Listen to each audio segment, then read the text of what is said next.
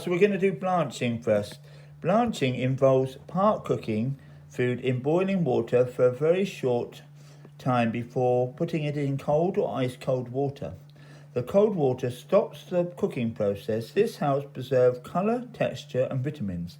Blanching can be used to remove harsh flavours in food, e.g. raw onions are blanched to give them a milder taste. Blanching food, like tomatoes and almonds, make their skin shrivel up, making their skins easier to remove.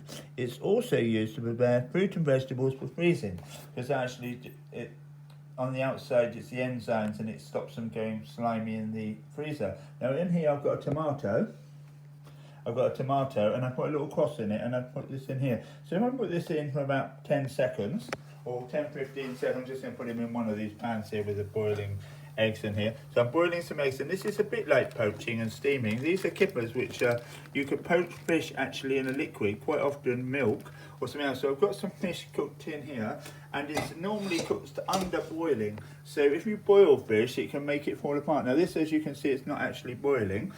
It's actually lower than 100 degrees. You can poach things in water about 70 degrees. So in here, so that's a bit of cod, and then with that you can have poached cod in cheese sauce, or you could use it for fish pie. Now this is a smoked fish, either haddock or, this is haddock, but it's like, you can also get smoked cod, so it's yellow where it's smoked. And this is quite often a breakfast dish, and you have it with poached eggs. So we've got some poached eggs here, so I've got two different pans here. So there's one poached egg here, and you just put it in boiling water. And actually, this is actually called a fish slice, and as you can see, I've used it for the actual fish. Now, poached eggs go well with the fish. So there's one poached egg here, and then I'm going to show you another one here, because I've got two different pans. Now, what you can do is stir the pan before you start, then the white stays together. So as you can see, this is nice and soft, but the white's cooked, right? That's how we normally have them. So that's on here. Now, this other one here, I have to baste this one a bit. The water's not so. Now, I put a little bit of vinegar in there. Now, vinegar, a little bit of vinegar is well known. It helps the egg white set. As you can see, that one might be a bit neater. Don't want too much in, otherwise you can taste it. So as you can see, it depends how well you look. You want to make sure the white's done. So it's not quite done. So these ones, I could take these out of the bag and either poach them or grill them, but you can cook them in the bag and then you don't lose all the liquid. Oh, it shouldn't have come out actually, because I've not opened it. So that's weird. It must have opened with the heat of it, like the seal of it. So you can boil them in the bag or microwave these. But anyway, so I'm poached now. They are being poached now, but it would have been better because now there was a little knob of butter in them, and they taste good with butter. So now, anyway, the tomatoes. So I'll take, and these are boiled eggs. This has been in there longer. Now, as you can see, it's maybe going to cold water, so I'm going to put some cold water on it. It didn't need as long as that. So this is called refreshing it. Then we can just take the skin off. As you can see, the skin just falls off there. Now we're going to read about the poaching back from the book. So as you can see, that's called, and then in posh restaurants they take the skin off and they chop the tomato up, and it's called tomato concasse. So we do simmering. Simmering, like boiling, but more gently, as the temperature is slightly lower than boiling point, but still higher than when poaching. It's very common cooking method for soups, curries, and simmering preserves and more nutrients than boiling. Now we're going to do poaching. Poaching involves cooking in a pan of liquid before boiling point, usually 80 degrees, so especially for things like fish. Eggs actually you can have higher, but normally poaching fruit and then it doesn't fall apart. If you boil the fruit it falls apart, like pears. The type of food that are poached are normally eggs, fruit and fish. Poaching is a gentle way of cooking and it helps keep the food tender.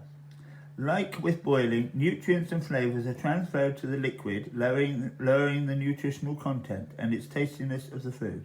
However, if food is poached in a tasty sauce, e.g. fish poached in a white sauce, the food can be absorbed flavours and give variety. So this milk here, so to show you the milk, so if this was going to be used for fish pie, we could make that into cheese sauce now, or white sauce to go on the fish, or parsley sauce, or the fish could be, so we would use that. And as you can see, these are done. So I'm doing some boiled eggs, so that's actually boiling.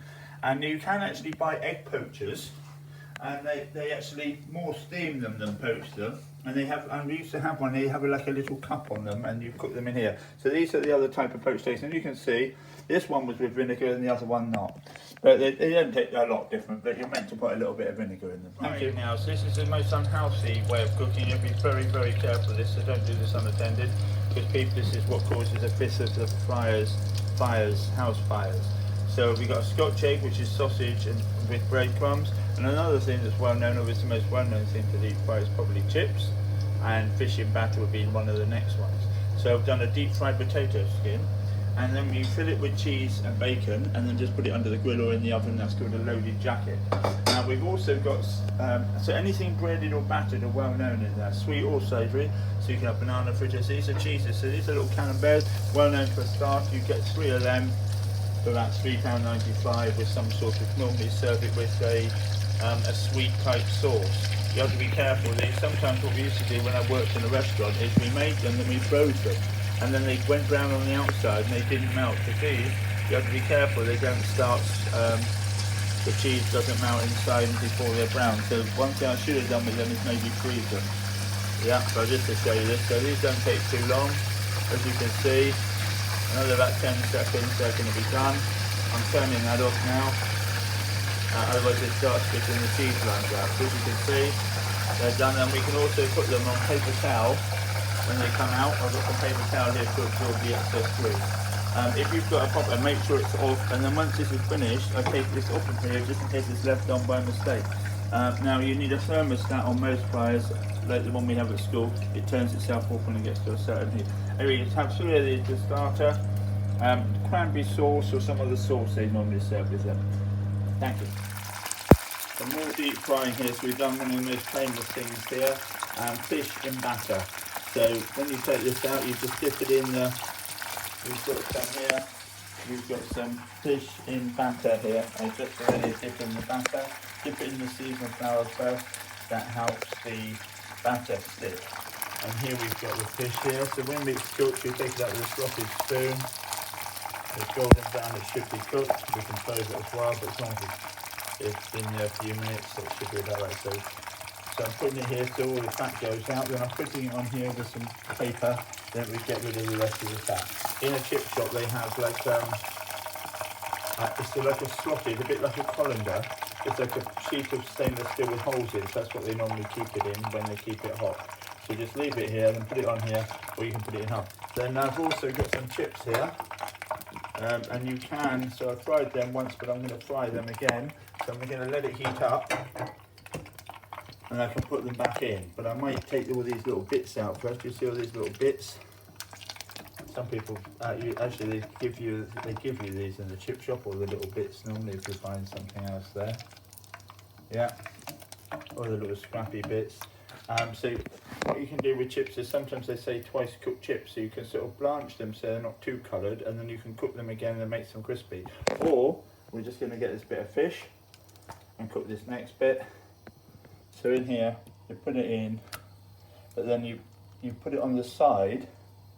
Let me see, you can put it on the side so it doesn't all drip on everywhere, and then put it in the fryer.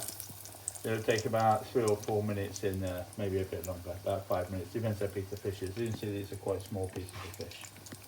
And then chips. So one good thing about deep frying is in restaurants they use them all the time because they might put loads of things in them. Chips obviously the main thing, curly fries, sauteed potatoes, mushrooms, onion rings, all breaded products. I worked at one restaurant and the most popular starter was Stilton mushrooms. They were mushroom stuffed with Stilton and breadcrumbs. Breaded scampi obviously, another thing, sausages they cook in it, leather, so they're very quick. The disadvantages, they're very quick and they don't need a lot of washing up, because if you have a large deep fat fryer, you don't use a lot of washing up and it's very quick. But the disadvantage obviously is not very healthy and it can be very dangerous.